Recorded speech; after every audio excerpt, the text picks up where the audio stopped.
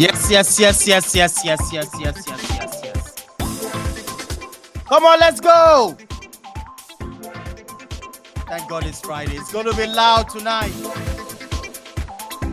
It's going to be very loud, I tell you. You're welcome, everybody. Thank God it's Friday, I tell you. It's all about What's Your Opinion show. Forget about it. If you don't understand, forget about it. I tell you, it's a Continental Sports TV. That's why they call me the Don of Sport Entertainment. No mess around. Mark away, all the way from Canada. Mark in the studio, I tell you, he's getting ready. Okay, Adebare, it's going to be loud. These guys, they are ready to raid. I welcome everybody to the show. I tell you, they call me the Don of Sport Entertainment. Please, if you are watching this for the first time, let me tell you what to do. Please subscribe to the channel. Let's build a community together. Cup for Life in the building. I tell you, Cup for Life is also in the building. Fantastic people, I tell you. Come on, let's go. The topic today, you can see it on the screen. 2 topics. Top 3 players with a point to prove this season. Frankie de Jong. What's going on, Barcelona? Give us this guy. I tell you, I'm bringing them once again. First, let me welcome this guy. I call him Mark.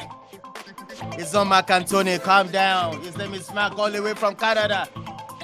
Mark, what's going on, bro? What's going on? Tell me something. What's going on, bro? Mark, welcome. We get it started. It's going to be loud. Yeah, I tell you, man. I tell you. Good to see you, man, bro. Okay, Adebari in the building. I tell you, he's kicking. He's ready.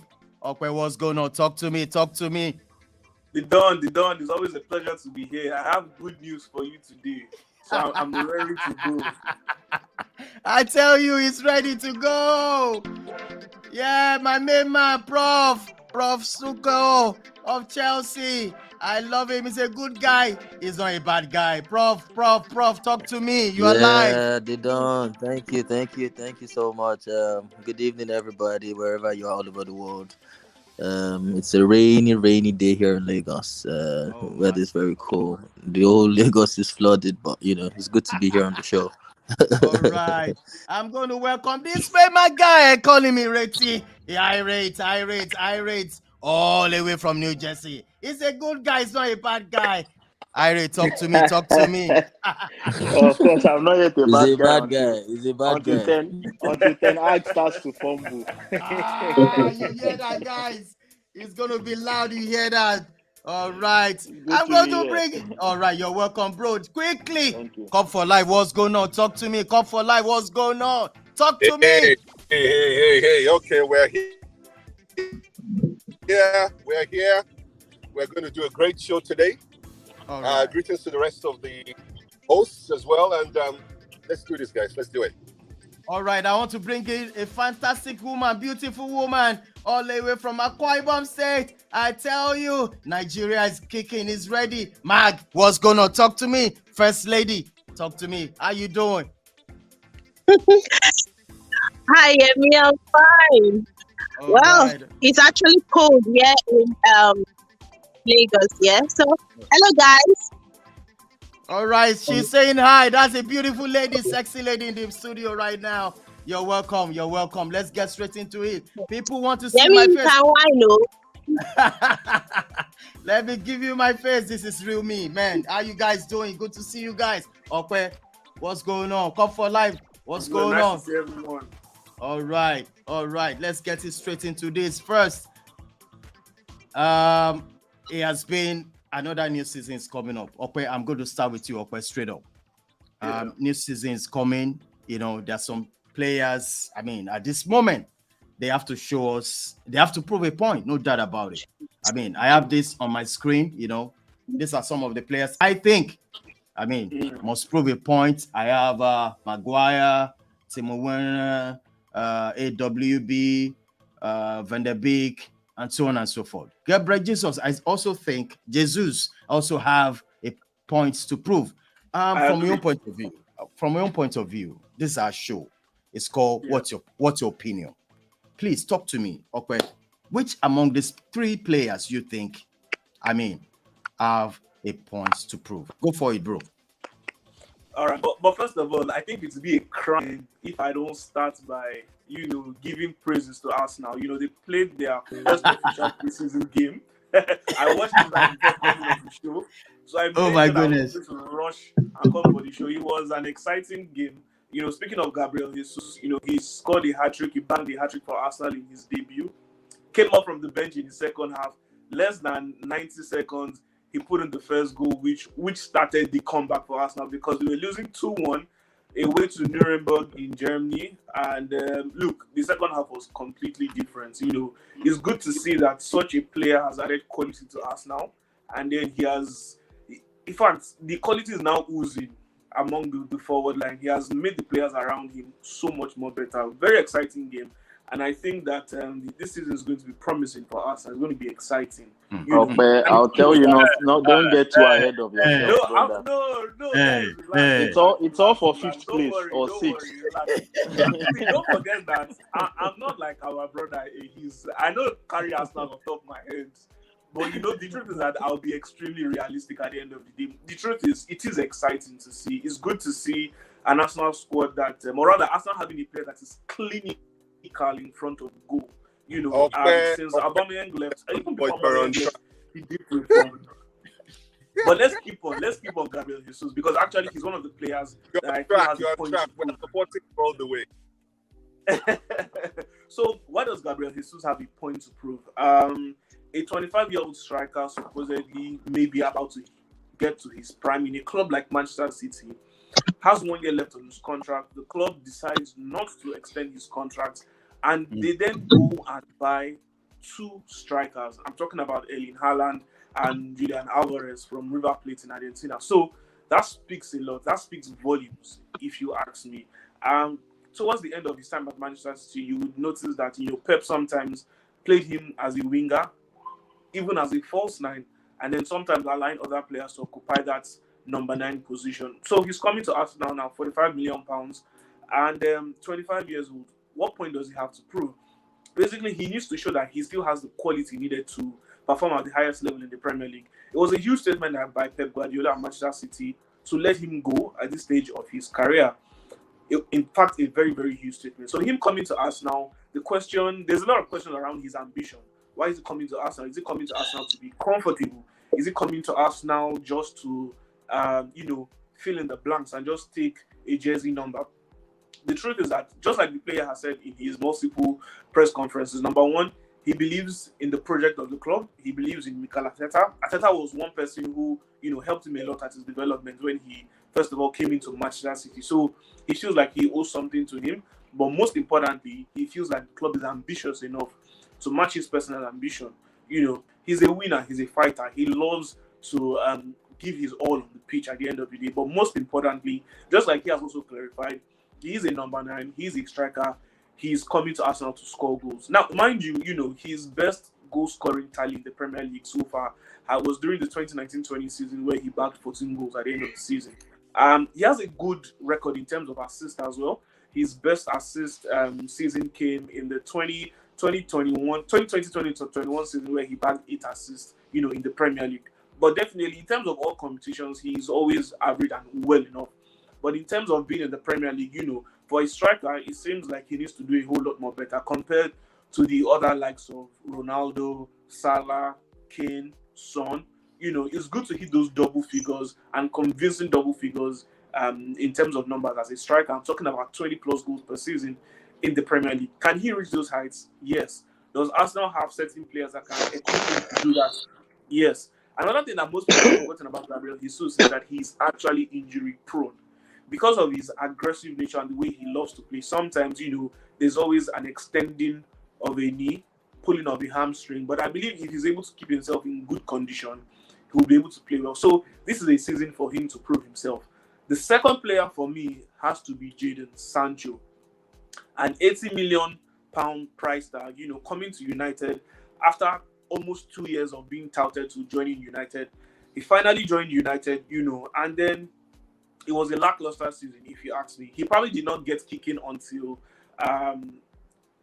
Ole Gunnar Solskjaer left. During the interim period of Michael Carrick, he was able to bag in a few goals. His most important goal last season, out of the 6 he scored, obviously had to be the one against Manchester City, his old employers and where he came from in the academy. So he has a lot to prove because he has also lost his place in the England squad.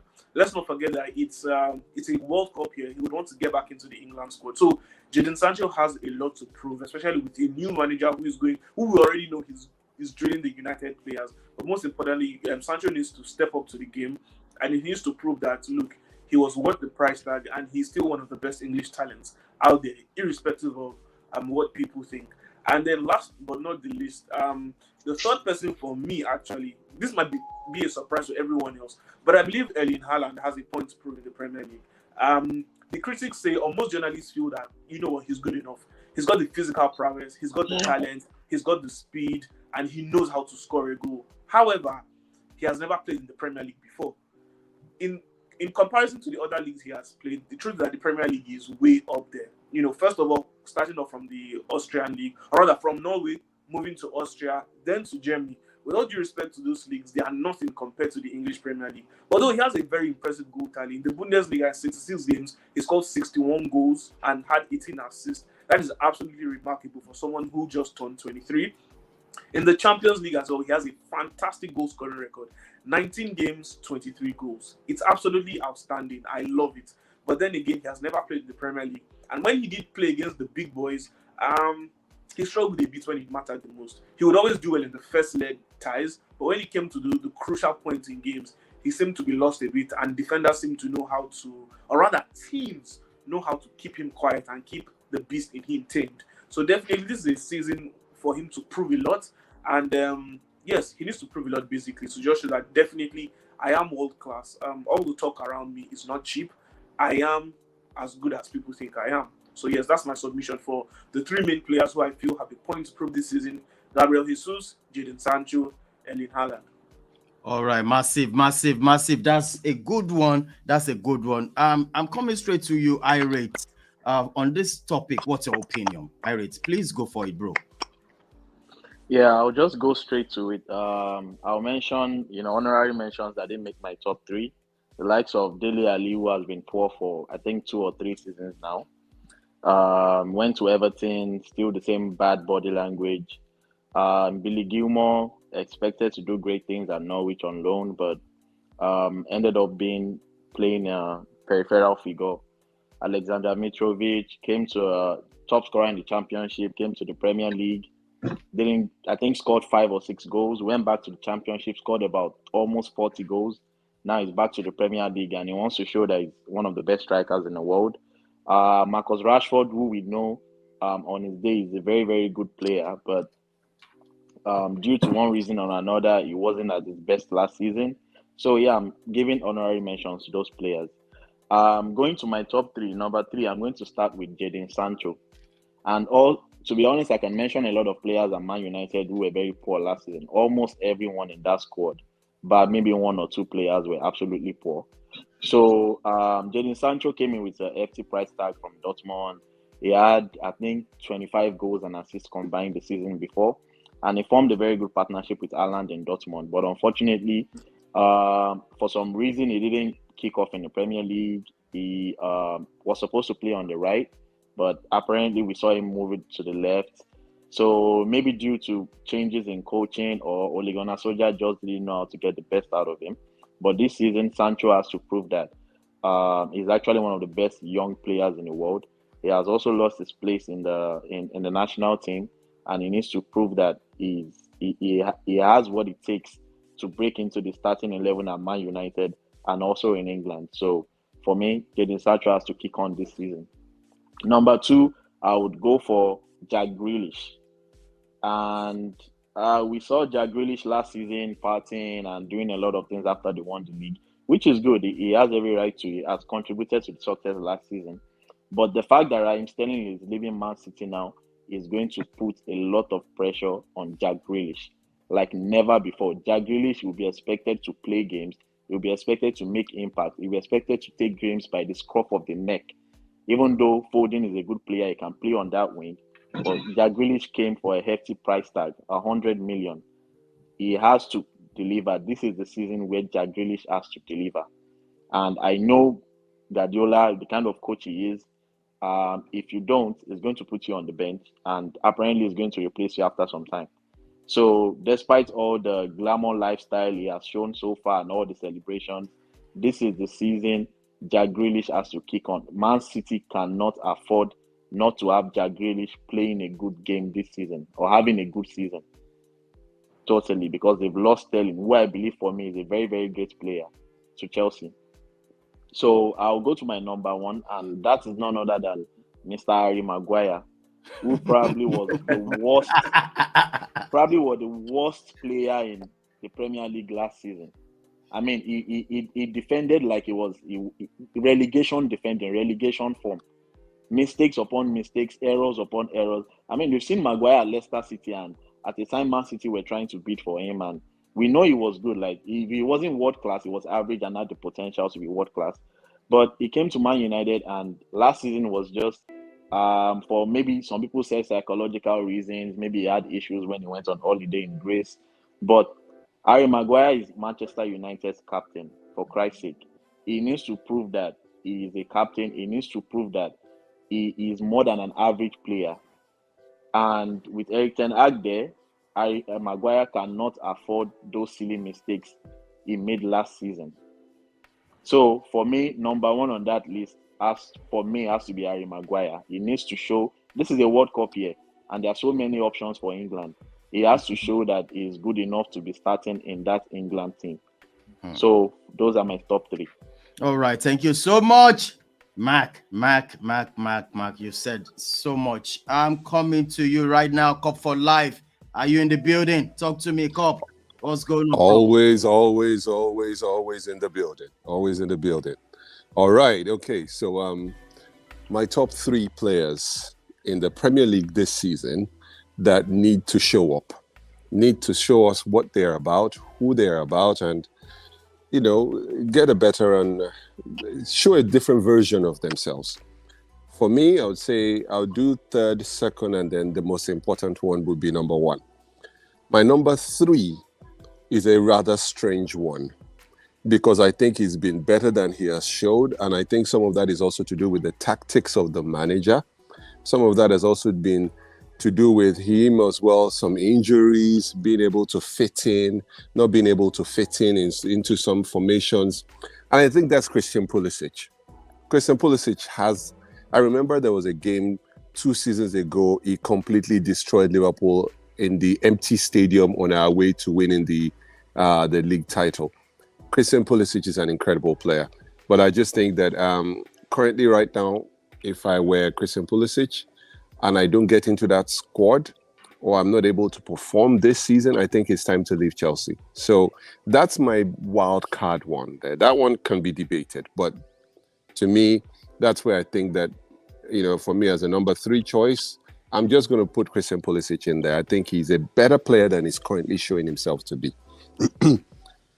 My number two choice for the player that needs to show up in this current season, and again, everyone kind of would maybe agree with this one.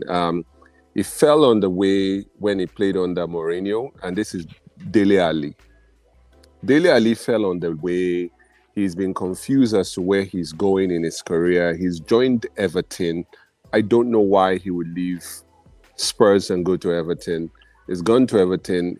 He hasn't even made the Everton starting lineup.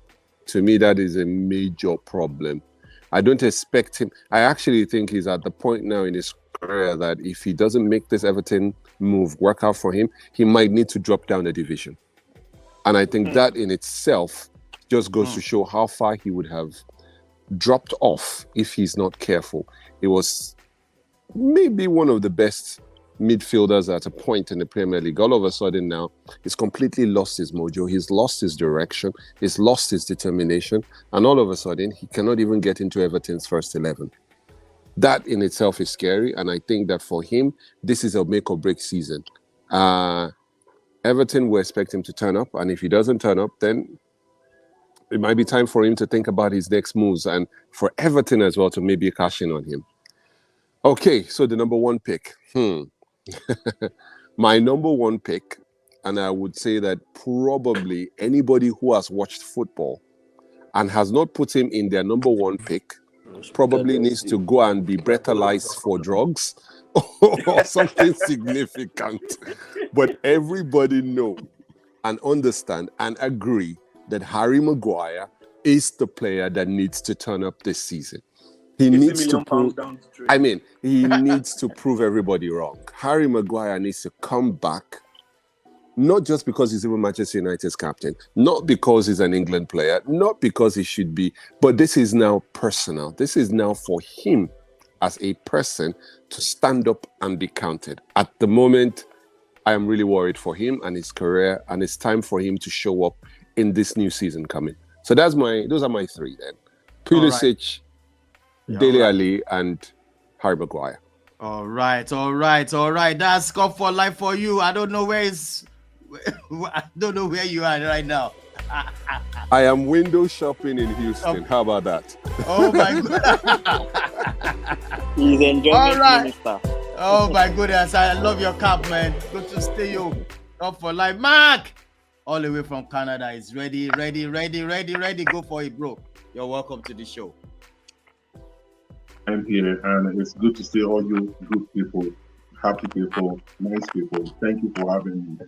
Well, for me, the top three players, I will not discuss them in terms of needing to step up, but I will discuss them in terms of expectations. What can we expect from them? We know they are already good players, but what can we expect from them this season with the standard they have created for themselves?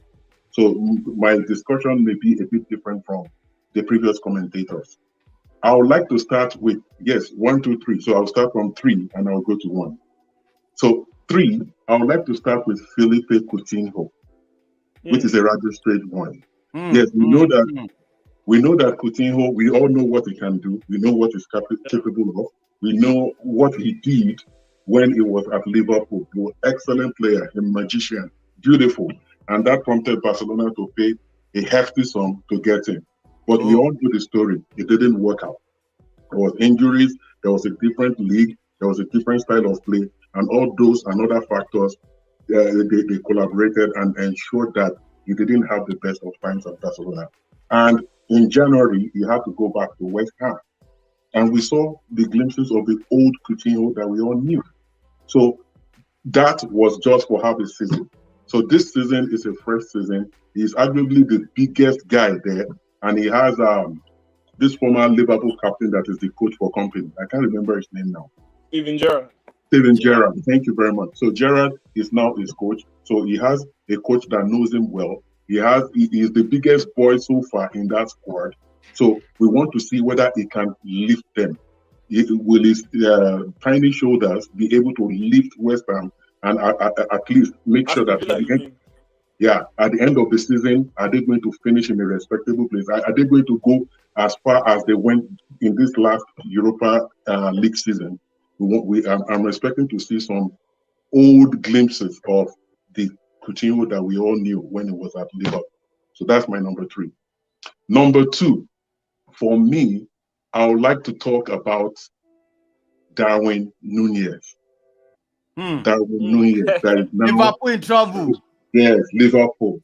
And the reason I would like to discuss, first, Darwin Núñez could have been a Barcelona player, but that is crying over spilled milk. He is now a Liverpool player. Barcelona had the chance to sign him 2 years ago, but they passed because he was too young, and then he was playing for Almeria, and they didn't see him like the kind of player they will have. And they could have bought him for cheap, but now he's with Liverpool. We also what this young man did in the last UEFA Champions League season. He was excellent. He was scoring goals for fun. At the last concluded season, I think he had only 2 seasons with Benfica, and in 85 games he scored 48 goals, which is a decent return for a forward. So now he has come to Liverpool, and he will be playing with the likes of Salah, who is a household name already in the Premier League. So everyone will want to see what he will bring to the table. Is he going to come to the party? He has come to a league that is the most difficult league in the world. So everybody will be hoping to see what this man can do, whether he can justify the sum that Liverpool forked out for him. And another thing that makes his case worthy of note is that we know that Sadio Mane has departed. He has gone to Bayern Munich, and he had a certain level and chemistry with Mohamed Salah when he was at Liverpool. Now, Nunes, we can say he has come to take the place. Will he be able to do what he used to do in Benfica? Will he measure up to the standard of Sadio Mane, or will he even do better? So I would like to see that over the course of the season. My number one, for some reason, I would not want to talk about him because we all know that he is a big guy. So I will take another player. Although I had in mind Erling Haaland. Erling Haaland is one player that we know scores goals for fun. Nobody can doubt his quality. We all know that he's an excellent player, excellent goal scorer. He always comes to the party, almost always comes to the party, and he has helped his teams do well, very, very well. Now, Erling Haaland has secured one of the best football contracts in the world, and he's now at Manchester City. Of course, they have the money, so they could afford him. Erling Haaland, we want to see what he's going to do on the big stage. We know that he was first at Red Bull Salzburg, if I'm right. Then he went to Borussia Dortmund. So he has gone from Austria to Borussia Dortmund, and he's now with Manchester City. So he's on the up and up. He's moving up. Now that he's on the biggest stage, I would like to see what he can do. Because I'm saying this not because I doubt his quality, but I don't know how he is going to fit into the English Premier League, a league that doesn't go on break, a league that you can play 2 games over the course of a weekend. You play on Friday, then you play on Sunday. It's really going to be tasking, and it's going to be a different thing for him. It's not going to be like in Germany or Austria, where he was scoring goals for fun. Yes, he's going to score goals, but how good is he going to be? And because he's a big money signing, he has huge expectations awaiting him. So I hope that he will continue to bring joy to our faces. He's going to be the Erling Haaland that we all knew at Borussia Dortmund and at Salzburg. So I'm waiting to see that. And so my 3, Coutinho, Nunez, and Haaland. All right, Mark. Thank you so much. The next person I'm told to call right now is Ace in the building. Ace, what's going on, bro? Tell me something. Big up. Yo, what's up, everybody? It's Ace Anthony in the house. All right. The number 1 Arsenal fan on Intercontinental Sport TV. Any other Arsenal fan is a counterfeit. So just to drop it there. Today makes it 5,248 days. The last time Tottenham won the trophy. Let me say it again. 5,248 days. The last time Tottenham Hotspur won the trophy. So that shows all of you supporting. I know some of you are in there supporting Tottenham, but it is what it is. I just wanted to point that out. So back to today's great analysis from, I think I came in when Irit was analyzing.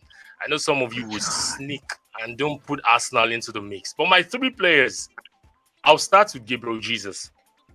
Gabriel Jesus is one of the players that will have a point to prove this season, because the 4th season is spent in the EPL when he was in Man City. He scored 58 goals in 121 appearances, and last season he scored 8 goals in 28 appearances for Manchester City. And yeah, Manchester City right now is spoiled for choice because signing Haaland, signing the other guy from Brazil. I don't know what his name is, Alvarez or something. Alvarez, yeah. Yes, so River Plate, thank you very much. Right now, Manchester City is spoiled with choice. in the attacking line. So Gabriel Jesus have to look for comfort elsewhere. And Arsenal had to sign him because he trusted Mikel Arteta, or he trusts Mikel Arteta.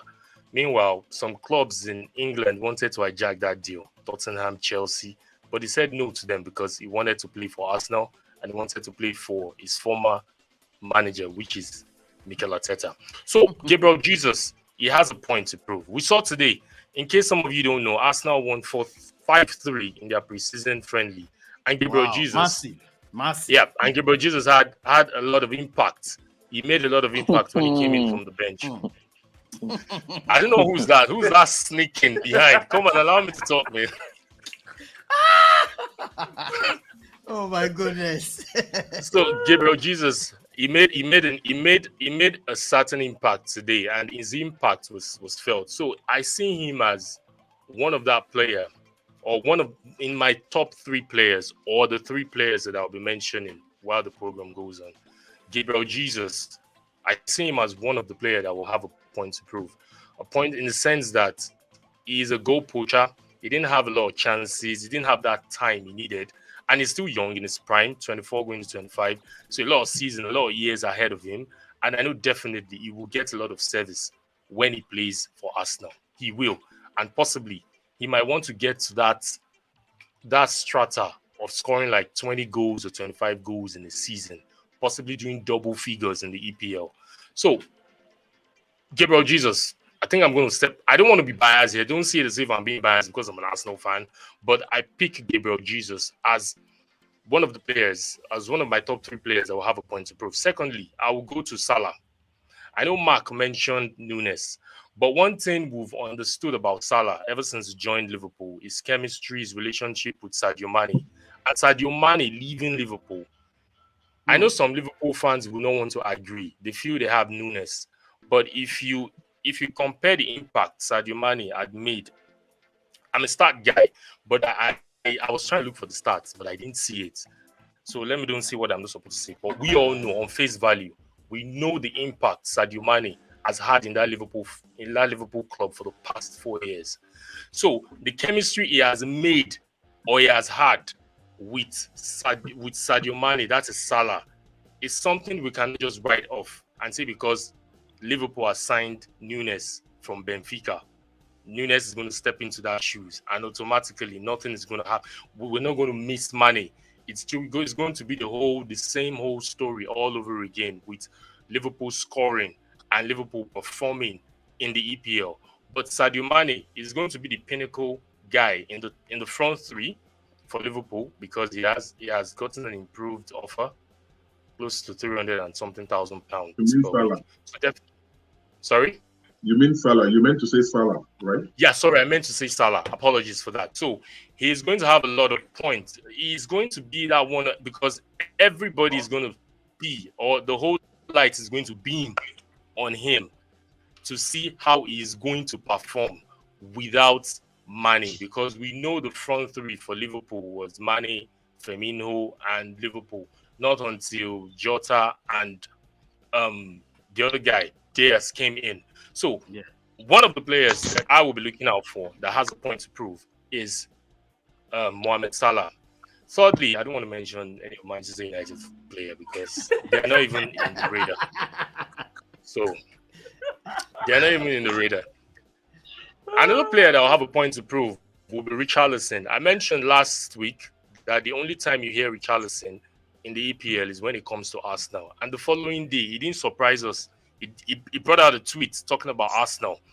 And we've seen his journey ever since he started at Watford. He had been that player that you see him is going to have a fantastic coming season. And he doesn't just seem to break that echelon of mid player in the league. The best he has done, I think a double figure was like 10 or 11 goals for Everton or Watford. I can't really remember. But we've seen his journey when he started with Watford, and after he left Watford, he moved to Everton. He didn't really give us that performance that we saw in Watford while he was in Everton. And it was a big money move for Everton. I don't know how Everton sell their players that much. £60 million for a player that battled relegation I know Tottenham bought him. Conte saw something in him, and I see him as one of the players that will have something to prove, because this is a club he has entered or he has signed for, and they are in the Champions League. He will be playing the Champions League. He will be playing in the EPL. He will be playing in the FA Cup. He would have something to prove. And I know, watch out for Richarlison. I know he's playing for a club that I hate so much, but just watch out for him. So my three players are Gabriel Jesus, Mohamed Salah, and Richarlison of Everton. Thank you very much. Clap for him, everybody. We're done. No. I need to comment. I need to quickly comment. Sorry, All right. Sorry, Prof. Just let me say. No. I want to. I'll do the apologies on you. Don't worry. I want to apologize on behalf of my dear friend Deis for saying that Mo Salah has something to prove in the Premier League. I apologize on his behalf, Liverpool fans. He is with all his controversy. I mean, I'm shocked. I want to absolutely apologize. No, so what I wanted to address, The listeners what I wanted to put out there. Sorry, hold on. You've just finished. I just want to apologize to the listeners that had to go through that to hear that Mo Salah has a point to prove. That just goes to show that we got a problem here, but all is well. Anyway, let me just quickly say something. While he was talking, I mean, he mentioned something about Sadio Mane and statistics and everything, and he said he couldn't get what he wanted. So I love statistics, and curiously, I quickly did an online search, and I saw that in the 6 seasons that he spent at Liverpool, Sadio Mane scored 120 goals in 269 games. So on the average, that means every season he produced 20 goals, and I think that's excellent. So just for the records, thank you. All right. All right. Prof. Yeah. Before Prof goes on, just for the sake of it, so when he didn't listen to me when I gave my own analysis, so just let me clear his mind. First of all, he's actually talked about Arsenal and the game that they played earlier before this match, and Gabriel Jesus was one of the players I mentioned with a point to prove. So I took your shade in good confidence. I'm giving it back to you now. All right, Prof. Prof, over to you. Talk to me. It's always good to come in after my dear friend. The 343 professor.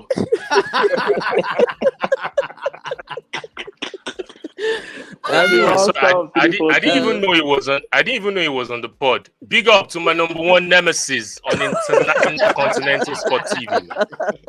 I'm a huge fan. I'm a huge fan.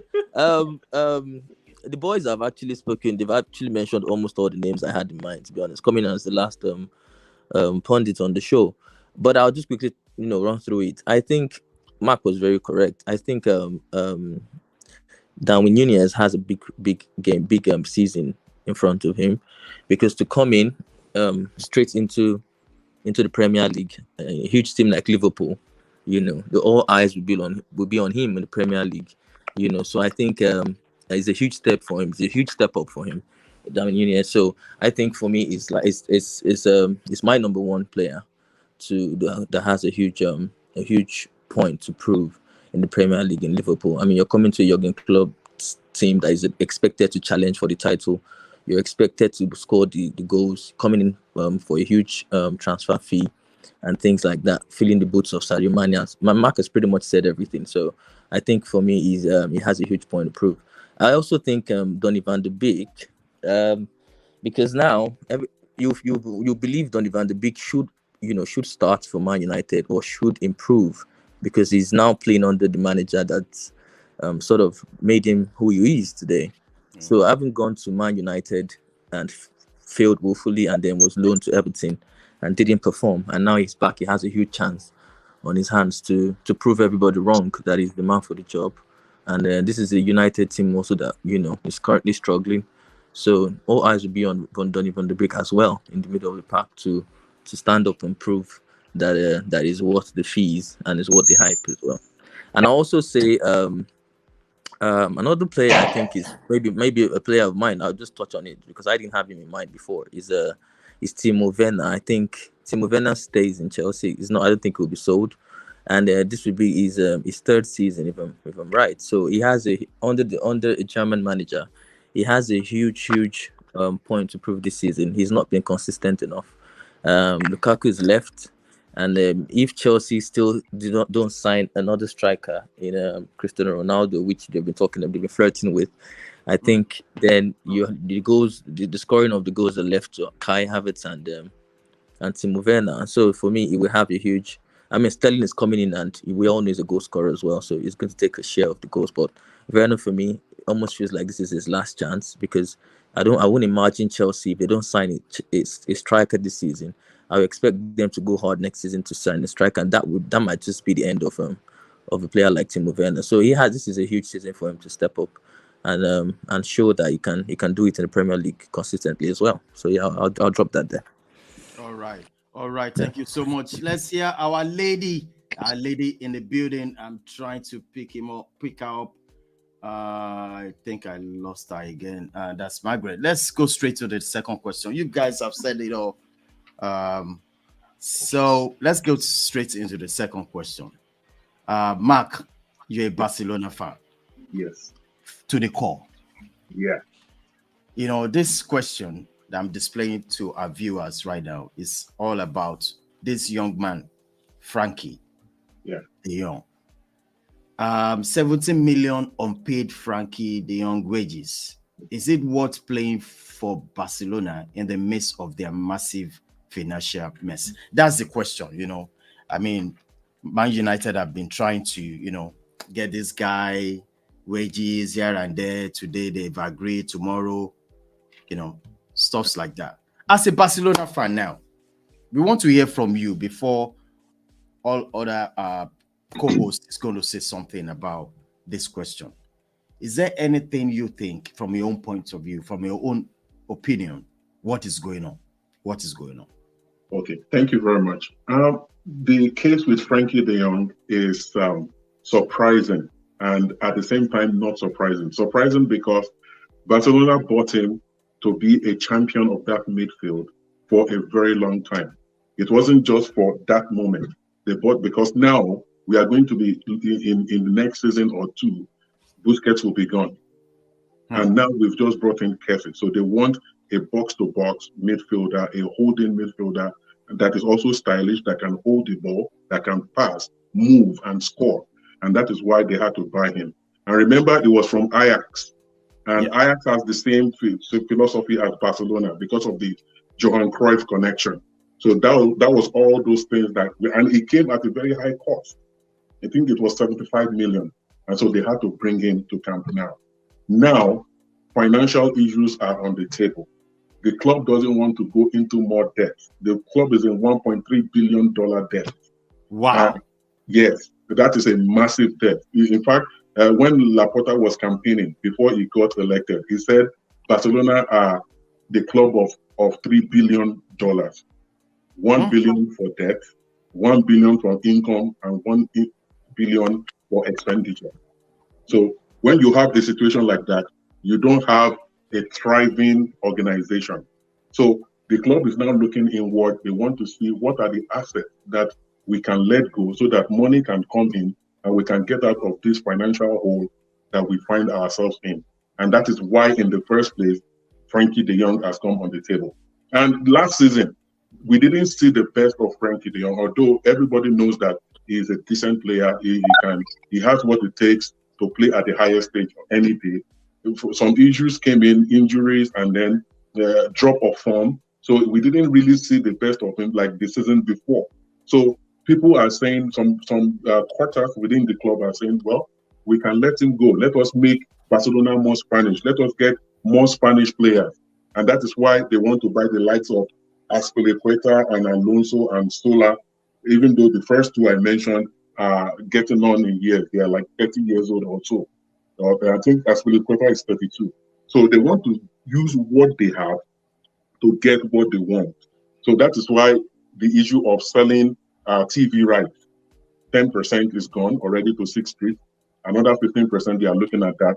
They were talking about selling some part of Baka Studios and BLM. Yes.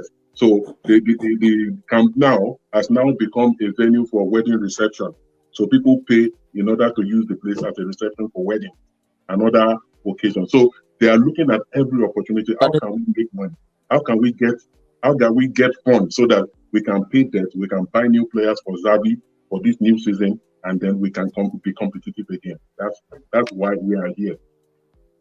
All right. Okwe, what do you think is what's your opinion on this second question? I mean, Frankie De Jong should be in Manchester United by now. I mean, back and forth, it's still lingering. So what's your own opinion about it? Quickly, before I speak about Frankie, in 1 minute, let me just clarify something regarding Richarlison and what he spoke about. I'll just give you a quick rundown in less than a minute. So far so good. Richarlison has played about 152 games or more, 152 games for Everton, and played a whole lot more across his career. So if I'm taking a look at his breakdown in terms of his goal contribution and assist, he has played 101 games as a centre forward and scored 26 goals. Played 96 games as a left winger, scored 34 goals, gave 18 assists. As a centre forward, 26 goals, like I said, and 9 assists. As a right winger, 33 games, 7 goals, 2 assists. Attacking midfielder, 6 goals. In fact, 6 games, 1 goal, 1 assist. And then he has had the best of his terms of goal contribution while at Everton. So, and the truth is that for Richarlison, with the different managers, some play him as a winger, some play him as a striker. With Conte, we're yet to know what's going to happen. So, if you're expecting something brilliant from Richarlison this season, it depends on the position that he's going to be played in by the coach. So, straight to Frankie De Jong. I'll start by saying, first of all, that Frankie De Jong is not the answer to Barcelona's midfield woes. Frankie De Jong has proven that he's not an anchor. So there is no way that Frankie De Jong is not a register. He is not going to be the heir to Busquets. Frankie De Jong is not a Javier Mascherano. He's not a Xabi Alonso. Frankie De Jong is not an Andrea Pirlo. The truth is that Frankie De Jong is a decent box-to-box midfielder. However, the short side to his gameplay is defensively. So he's not the best person at being the hole in the midfield, being the sole number 4, being the sole 6, depending on the way you see football, right? So he cannot obviously play alone. His best positions or his best attributes are when he's playing in a double pivot. That's why he was so good at Ajax, because he was there with Donny van de Beek. Van de Beek was able to complement him defensively. Also within that midfield, while he was at Ajax, he always had someone like Dusan Tadic, who as a number 10 did not mind really coming back to put in a defensive shift. That's the same way it is in the Dutch setup of the national team. It's not just him being the anchor. He's got Wijnaldum in there. He's got Van der Beek in there as well to help him. So if you think about it, Barcelona can actually let him go. Why is that? Just like Mark has said, Busquets has got 2 years left on his contract. Busquets is losing his legs. He's not as fast as he used to be. So what is the next best thing for them? That's a major reason why they brought in Frank Kessie. But then the truth is that Frank Kessie's best attributes are also not as a defensive midfielder, although he can actually put a good shift in that position. There are a lot of Ivorians, they were referring to him as the next Yaya Toure simply because of his attributes. But Frank Kessie is very good at goal contributions and assists. He's very good at breaking up gameplay. As far as I'm concerned, Frank Kessie is just a perfect number 8. So it's really now left to Barcelona to think about this in the long term. There's a reason why Pedri is currently in the squad. There's a reason why Gavi is currently in the squad. If you ask me, if the plan is to make Frank Kessie the head to Busquets, I think that makes sense. And then you can actually let Frankie De Jong go. Focus on Pedri and Gavi and bring in more players to provide good support for them. If you ask me. So, is Frankie De Jong, should he remain at Manchester United? Rather, should he remain at Barcelona and should he go to Manchester United? The truth is, don't you ask the question, with the amount of wages that he's being owed, does it make sense for him to stay? So, I would push this back to you. Did it make sense for Pierre-Emerick Aubameyang to join Barcelona, irrespective of these financial woes? Did it make sense for a Ferran Torres to push through a move from Manchester City to go to Barcelona? The truth is that these players see value in the club. Barcelona is the biggest club in Catalonia, hands down. There was a point in time where Barcelona was the best club out of Spain they reigned for a good period of time, under Guardiola, under Frank Rijkaard. They are one of the most historic clubs in the history of the Champions League as well. So the truth is that players see value in this club, and they see more things than us on the outside see. There's the prestige and the value that comes with playing for Barcelona. Previously, a major attraction was Lionel Messi, the chance to play with Lionel Messi. Now Messi has gone. What are the players staying there for? It's for that badge. It's because they love Barcelona. And obviously, currently, Barcelona is in the Champions League. Manchester United is not in the Champions League. This is a major reason why Cristiano Ronaldo wants to leave the club. Aside the reduction in his wages, Cristiano Ronaldo is a brand that should not be associated with UEFA Conference League or UEFA Europa League. That's just the fact. As a sporting brand, CR7 should not be associated with Europa League or the UEFA Conference League. So the truth is, it's up to Frankie de Jong. Does Frankie de Jong see himself as a stakeholder player? Can he drop down and play in the Europa League? Because while at Ajax, he was playing Champions League football season in, season out. So at the end of the day, Barcelona seems like the better place to be in terms of footballing ambitions. And obviously, we all know the way Louis van Gaal is so strict when it comes to player selection. If you're not playing consistent football, you're not getting into the Dutch squad. If you're not in good form, you're not getting into the Dutch squad. It is that easy. It's that simple. That's a major reason why Gini Wijnaldum was not part of the Dutch squad that he played in the Nations League. That is the only reason.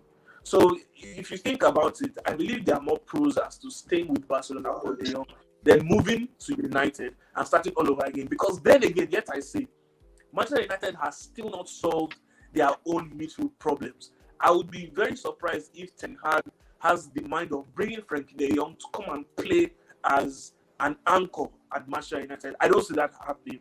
One of the reasons why Paul Pogba was not successful at Manchester United was because United did not have a solid defensive midfielder. McTominay is not world class and he is not close to being there. He's a bang average Scottish player, with all due respect to him. Sadly, Nemanja Matic had lost his legs. After that serious injury coming in from Chelsea, he was never the same again and could not reach the heights he had previously reached while at Benfica and Chelsea. So United, even if they want to bring in Frankie de Jong, I believe they should be looking at bringing a very solid defensive midfielder. I would be perplexed if Ten Hag wants to bring in Lisandro Martinez to actually play as a holding midfielder in the Premier League. I don't see how that is going to work. I don't really see, because I think about other short players with that kind of stature that have excelled as a defensive midfielder. Kante has to be the top of the block. I think I can't hear you right now. Hold on. Sorry, can you hear me now? Yes. All right. Okay. So just like I was saying before, I would be surprised if Ten Hag wants to bring in Lisandro Martinez to United to actually play as a defensive midfielder, because I'm wondering why United is even still chasing him when they've already brought in Tyrell Malacia, when they've got Luke Shaw and Alex Telles on the bench as well. So for me, it doesn't make sense for Frankie de Jong to come to United and also bear the same brunt that Pogba suffered while at United. So I believe Frankie de Jong should actually remain at Barcelona. All right, Ira, do you agree with Okwede? Ira, please talk to me. It's all about Frankie de Jong right now. Yeah, I'll say a few things. Okwede said a lot of things, and a lot of things right, actually. Firstly, what is Frankie de Jong's best position? For me, Frankie de Jong is not mobile enough to be a box-to-box midfielder. And we've seen him in the national team when he plays alongside Wijnaldum and Donny van de Beek. He plays as the holding midfielder. So the fact that he's unable, coaches are unable to find a spot for him in midfield is the first problem for Frankie de Jong. Secondly, I feel like Manchester United don't know what they are doing. And I keep saying it. One of the problems at Man U right now is the fact that whoever is in charge of transfers and the scouting crew, whoever the head of scouting and whoever is in that scouting team, I think they need a revamp in that department, because these people clearly don't know what they are doing. Man U's problem in midfield, Frankie de Jong is not going to solve it. The major problem is a defensive midfielder. McTominay is bang average at best. And you have players in the Premier League, for example, someone like Wilfred Ndidi, who has 4 or 3 solid seasons at Leicester City and has the potential to be a world-class DMF. You are not going for him. You are going for one sexy player from Barca who can't put a tackle in. You already call him sexy. He's sexy. I mean, it just doesn't make sense at all. It doesn't make sense. This guy can't put a tackle in. There's no way he's getting game time over Busquets or FRANKIE or Pedri or even Gavi. Why are you bringing in Frankie de Jong? To do what? You have Donny van der Beek. For me, Donny van der Beek, box to box. Bruno Fernandes is one of the best attacking midfielders in the world. Get a solid DMF in your midfield. That is what Manchester United need. So I feel like if Frankie de Jong moves to Man United, I don't think he's going to do anything special, to be honest. I don't think so.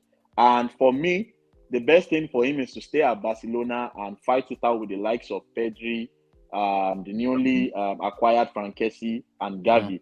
But even at that, I don't think he's going to get anything out of that midfield in terms of position. So he should stay at Barcelona for me. Best bet for United and best bet for him as well. All right, that's cool. That's cool. Prof, are you still there with us? Yeah, I'm here. There's not a lot to speak about. I feel like the money they're owing him, except if there's a perfect plan on how he can be paid. Say maybe he goes to United and then they have like because that's a lot of money, 17 million.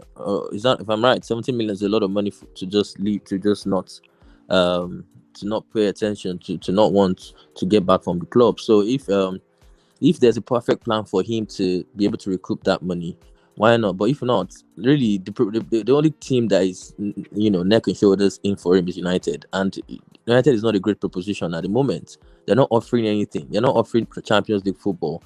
The best player, the biggest star, Ronaldo is leaving. Ronaldo is leaving as well. I mean, if you're, like I said it yesterday on the show, if you're De Jong and you're wanting to go to a Man United team that has been shambolic last season, and you see a player like Cristiano Ronaldo leaving, what does that say to you? You just feel you just lose that enthusiasm if you had any before. So for me, like Ari said, I'd rather he stays. I mean, Barcelona's midfield, Sergio Busquets, which is old already, is past his peak. They signed Kessie. They have Gavi. I think it's going to be Kessie, Gavi, and Pedri to start.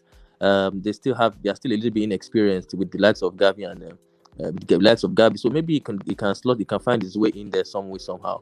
So he wants to stay, by the way. De Jong wants to stay. So if there's a way out of it. I don't know the dynamics, to be honest, what's going on there. But if I'm De Jong, I think I'll stay and slug it out. Yeah. Okay. Come for life. Do you have something to say about that? About, I know you're a Liverpool fan, but you are going to give it to us because all this country, it just enter my boat. Okay, let's do this, guys. So, all right, let's be realistic. What is Frankie de Jong? And I think a lot of our co-hosts have already kind of defined what Frankie de Jong is. So there's no point in going through that. Frankie de Jong is not a defensive midfielder. Now, I want to go back to a time when Liverpool signed a fantastic player called Xabi Alonso. I always use him as an example. Xabi Alonso is an exceptional midfielder, but was ahead of his time at Liverpool.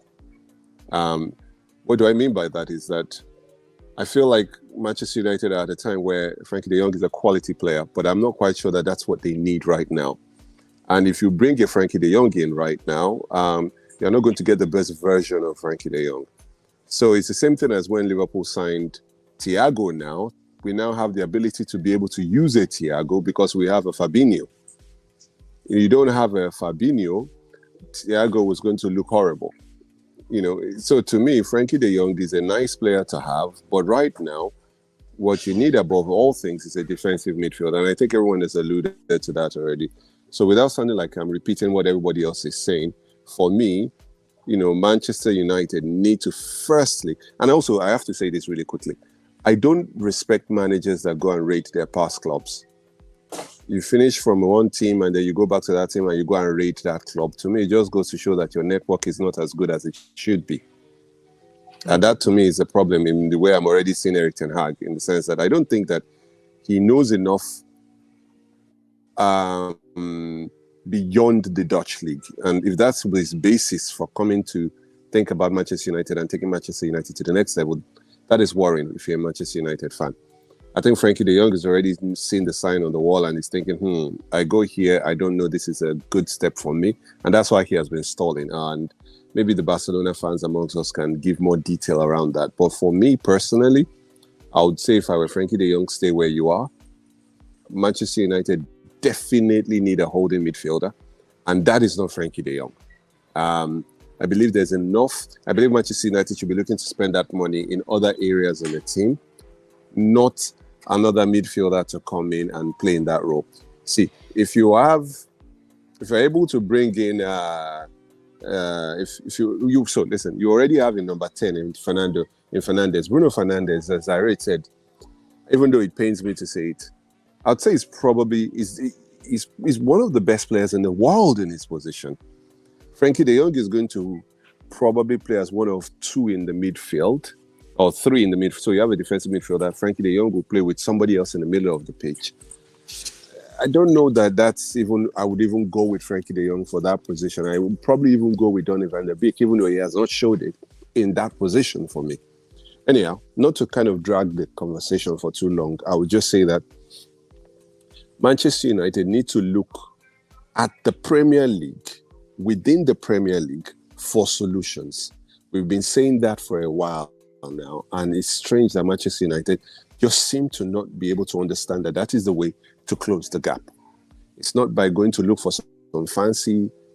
They look at what Arsenal have just done in going to pick Gabriel Jesus. Quality striker that understands the Premier League, understands the pace of the game, understands what needs to be done, and is already delivering, even though it's a preseason. You are lying. He used to be feeling somehow. What's wrong with?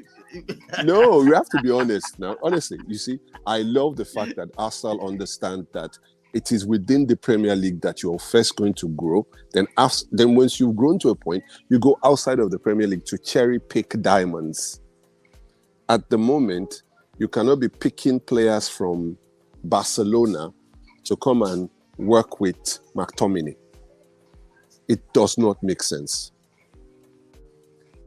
They're done. All Over right. to you, sir. All right. Thank you so much. Mag. Can you go for it? I mean, First Lady in the building. Can we hear you right now? Can we hear you? Can you? Your mic is muted. Your mic. Check your mic. Okay. All right. Go for it. Yeah, Please. he's on. Yeah, you are a Manchester United fan. Please tell us something about, what is this question about this Frank de Jong that Mark and his club are trying to hold him down, tie him to the rope, no one paying salary, stuff like that. What do you think? What's your own opinion? First of all, I think Barcelona are just confused right now. They are confused. Yeah, because weeks ago they agreed some fee for him. There was an agreement between Man United and Barcelona. The only thing, according to report, what we were waiting for, or probably what they expected us to know, was that Frankie and his agent were yet to agreed on deals on his personal terms and also add-ons and every other. So then, few weeks thereafter, last week or so, one Laporta came out and said Frankie is not for sale. When I heard that statement, when I read that statement, I said, this man again, he has always come out to be like that good person, whereas trying to portray his players as bad ones. He came out and said it's not for sale, only for us to get the report that he is owing this guy. What is wrong? Pay him and let him go. Stop portraying. He did the same thing with Messi. At the end of the day, Messi left, and then he tried to bring in the PR. I don't know the kind of PR they have in Barcelona. The way they portray players as bad eggs, and while he became the good one. Okay, so back to Frankie. I just think if United can afford to pay that 17 million pounds, and if they really need him, they should pay it and let this guy come to Carrington. Let him. 17 million pounds is actually a small amount to Manchester United. It's not for now, It's not like anything. After all, United paid over 70 something million pounds for Harry Maguire. And then we've not really gotten his value yet. But if United can add 17 million pounds to what they have already agreed with Barcelona, then what is wrong there? This guy, Frankie, can actually come to Man United. According to report, I saw a particular report that says that Frankie actually wants to come to United. I think I disagree with Mark that said that Frankie doesn't want to come to United. I saw a report. He wants to come to Man United. And then another report that Chelsea is actually trying to do the hijacking thing, but he said because of the relationship he had with Eric Ten Hag, he doesn't want to go to Chelsea. Instead, he preferred Man United. All right, now the question is, who will settle this case for us? Who? Now all of us go do it. The only thing standing as a barrier is the 17 million pound. We need to get that money. I wouldn't mind for Man United. They can pay that money, give it to them, and then get this guy. Let him come to Old Trafford. All right. Cup for Life said something. He said, Man, you should do what Arsenal did. Look within the Premier League and get players. Get diamond players. I don't know why they didn't do the same thing. They went to Benfica. They went to Portugal twice already this year to get 2 players and not within the Premier League. They went. So, which of the players did they get recently from the Premier League? Apart from Fabio. Fabio was from the championship before Fulham came back to the Premier League. So, Liverpool. So you want Man United to look within and then get players who are not really up to the standard of the club, while Liverpool go out and get the best players. That's a good point, Margaret. That's a good. They signed Gabriel Jesus. Oh my! Just continue. Gabriel so that's for. And that's for him. Then let's go. I don't know. I think for Frankie, not much. You guys have said a lot already about Frankie, so I don't think there is anything more for me to add up to that, except that I want him. I personally want him. You want? Yes. Wow, massive. It's a statement. Yeah. So when we look at the two. The only problem, Couple I mentioned Bruno. I think mentioning Bruno and that Man United already have Bruno. I don't see Frankie coming. It's not an issue. I think the only issue right now is Christian Eriksen, if he comes, because they have either playing similar position, similar role with Bruno Fernandes. So that's the only issue. I don't see Bruno. Frankie issue to Bruno. I think it would be a perfect combination the both of them. I would really, really love to see the both of them. And probably if Pogba had stayed, it would have been a cracker. I guess with the three of them, I don't know what formation Eric Taylor would have used to accommodate the three of them. It would have been a cracker. And then coupled with next season, we'll be seeing 5 substitutions. So we won't be scared about, this big guy is going to play. I mean, this other big guy will be on the bench. The other big player won't be playing. So we won't be seeing all that again. And I want to quickly touch on, talk about 3 players who have points to prove. I want to mention Gabriel Jesus. Fantastic player. I like him. And I'm actually envious of Arsenal getting him. You know, like, man, you don't need him. But serious, if man, you have actually gotten that guy, that player, it would have been fantastic. This is a player who can play from wings, any position. It's just, it gives you that varieties. It gives you option. It gives you, when you have him, you want to play as a striker, he can play as a striker. He can play as a wing. He can play from central midfield anywhere.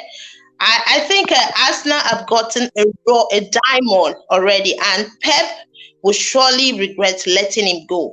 Fine, you may say, yeah, why must he regret? He has Haaland. Fine, yes, he has Haaland. Or I think I lost there. She's talking about your Gabriel Jesus. Pretty much. Please. Pretty much she was doing okay. But the Gremlins took her internet away. She was doing okay. Fantastic analysis for Margaret there. I think everybody has said all what you need to say, and I agree. First time agreeing with Professor Tuchel, that's strange. I agree with what he said about Frankie de Jong. He's my guy. He's my guy. Yeah, and also I think everybody has pretty much said what I have to say, but I'll just react to what the first time I talked about the 3 players. So I'm checking the title of this episode. It says your opinion. Your opinion. Sorry, Don, I have to take us back. What's your opinion? Top 3 players with a point to prove this season.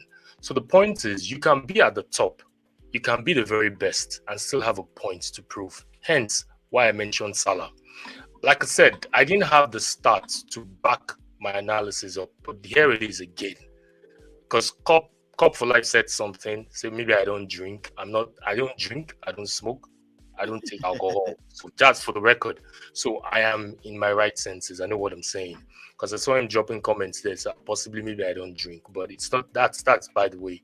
But the reason I mentioned that is for the past how many seasons, Salah and Mane has been this duo, this combination that Liverpool had that has generated or that has given Liverpool whatever they've achieved for the past 6-7 seasons that Klopp has taken over. They've won the EPL, they've won the Champions League, they've won the FIFA Club World Cup, and the combination of these two, the whole footballing nation knows about it.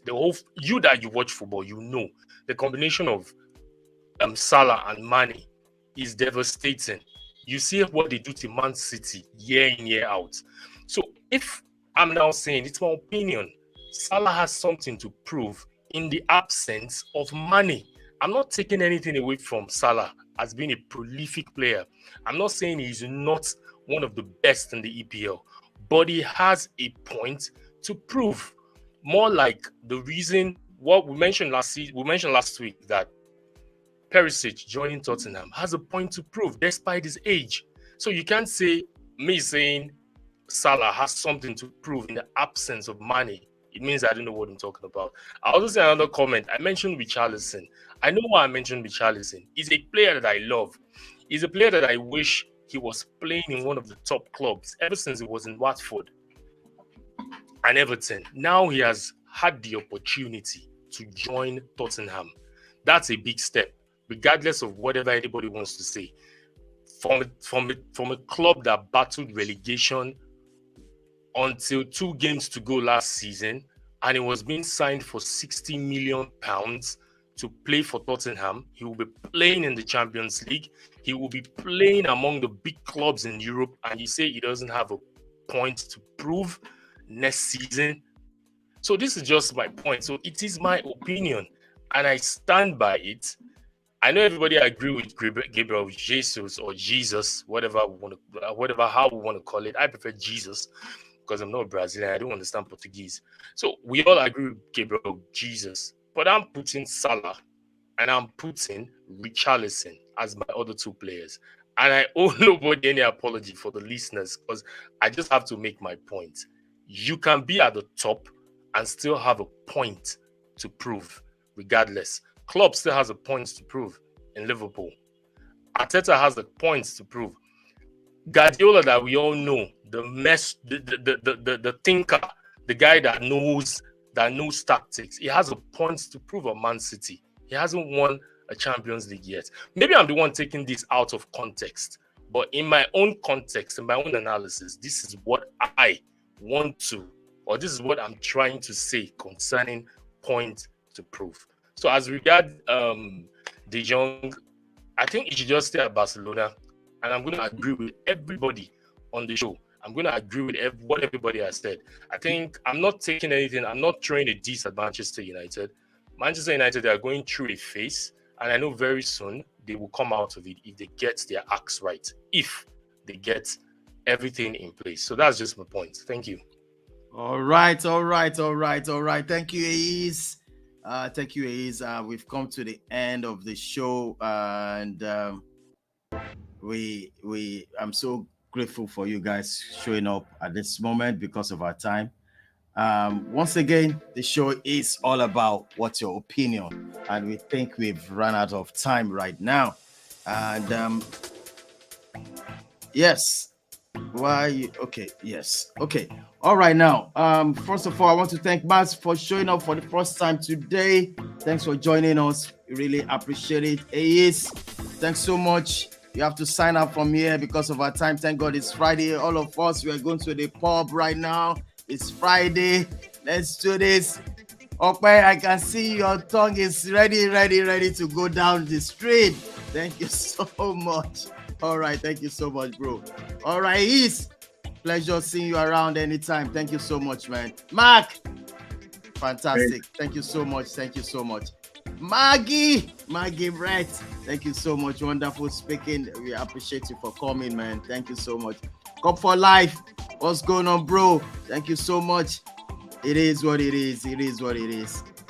Prof, all the same. Brother from another mother. Thank you so much. Irate! Peace, the dawn.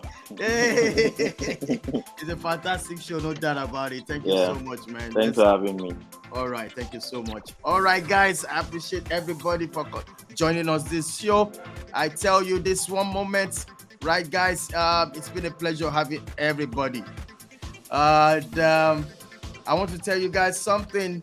At the moment, we are really cooking something so much special for our next season. It's going to be massive. I'm talking about soccer. I'm talking about the world-round football leather game. So it's going to be massive next season. So many things we are bringing on this channel. It's going to be massive. And as well, too, this Fantasy League also is coming up for this on this channel. We're going to win a lot of prizes coming the ways next season. No doubt about it. I want to shout out to all our members, all our viewers, all those people that are subscribing to this channel. I don't know what you're waiting for. We are being up a community. They call me the Don Sport Entertainment. It's been a massive week. It's going to be a massive weekend as well. Thank you, everybody that's helped us to have gone this far. It's been a fantastic moment. Once again, until the same time next week, I want to appreciate everybody for watching. It's been a fantastic moment. Thank you all. If you want to drop a comment, please do. Thank you once again. Bye for now from me.